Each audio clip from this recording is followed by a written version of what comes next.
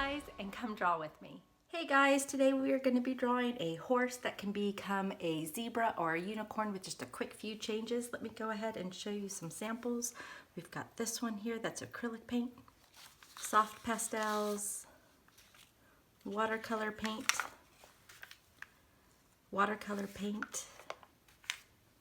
These are ones that I've been doing in class already with the kids. Pencil, watercolor pencil, charcoal, marker and water.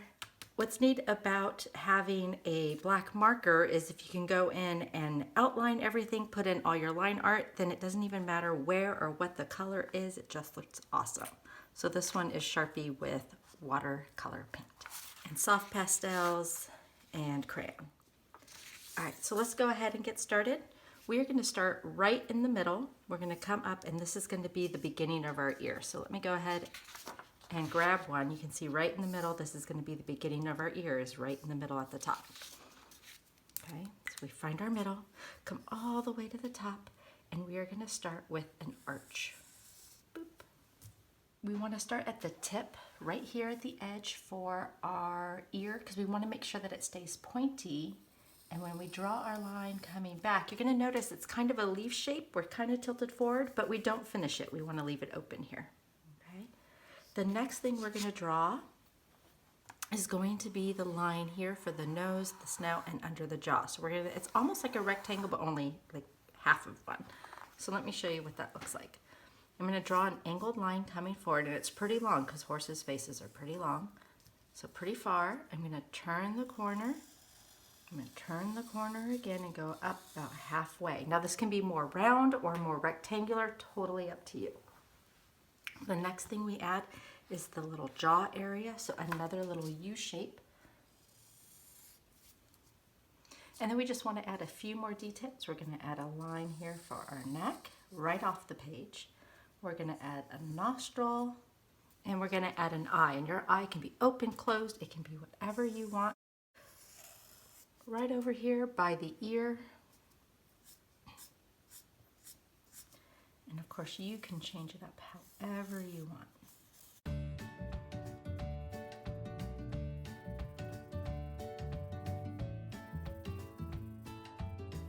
So now you'll notice I haven't finished off the neck here. It depends on whether or not you want like a zebra or if you're going to have a mane, as to whether or not you're going to have a lot of line here or not for the back of the neck. So let's go ahead. I'm going to show you how to draw the bridle. The bridle is what a horse would wear that you would attach reins to. So I'm going to show you that first. But you do not have to add this if you don't want it. We're going to start here with a line right behind the nostril and another line with it. And these lines are parallel, which means they go together. And then we want to add the strap that comes back here behind the ear. So I do need to add a little bit of a neck, and you'll notice that's just a diagonal line.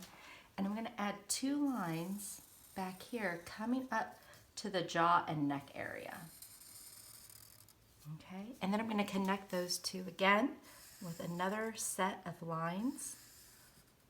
Okay, so if a bridle is something you want to add, that's how we do that. If you want to add a horn, let's get right up here, right by the ear, diagonal line, as long or as short as you want it.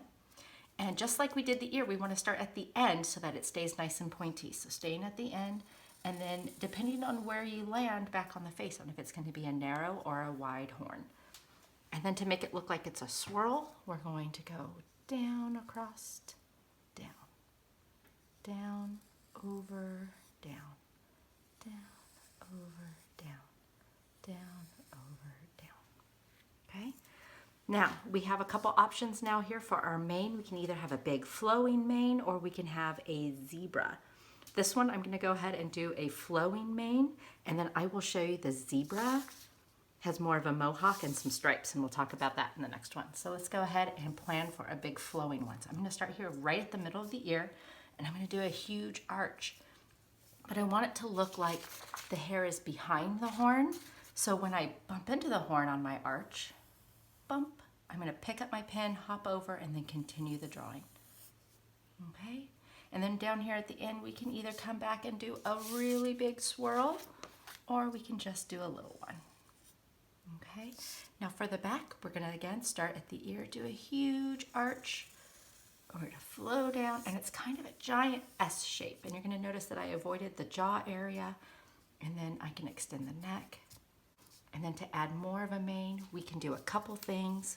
We can just do a wavy line and have a big flowing mane, or we could have several waves. Okay, I'm going to go ahead and show you several waves just so that you guys can see it. So we would start right here at like the top of the arch and do another S curve. Okay, and then where they would meet, I can either do some kind of a swirl or I can just have them meet. Okay, and then we would do that again and again and again until we run out of paper. All right, so remember when you go in to add your color, there's color here too. Okay, all right, let's go ahead. I want to show you the zebra. Okay, now for the zebra, we do want to go ahead and put in the back of the neck, so from the ear all the way off the page. Now their hair is really cool. It's more of a mohawk. So right here behind the ear, we're going to come up and we are going to zigzag right off the page, and we're going to follow the same direction that the line of the neck is, not the paper. So zigzag. Now what's really cool about stripes on a zebra is they are right inside the mane. So we're going to go ahead and we're going to put some stripes right in the mane.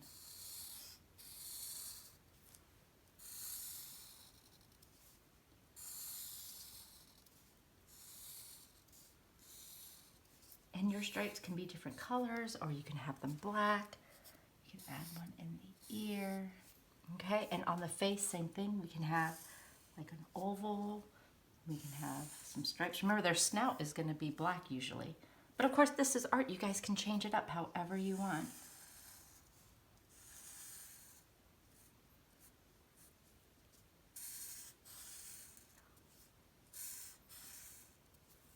Okay, so one of the things we haven't added to either of our drawings yet is a mouth. So depending on if you have like a black snout, this is all colored in, you might not see your mouth. Or if you have a bridle, you might have a tiny mouth. But it is completely up to you how you add your mouth in. All right, so let's go ahead. I'm going to add some color to the unicorn with some soft pastels today, and we'll see how it turns out.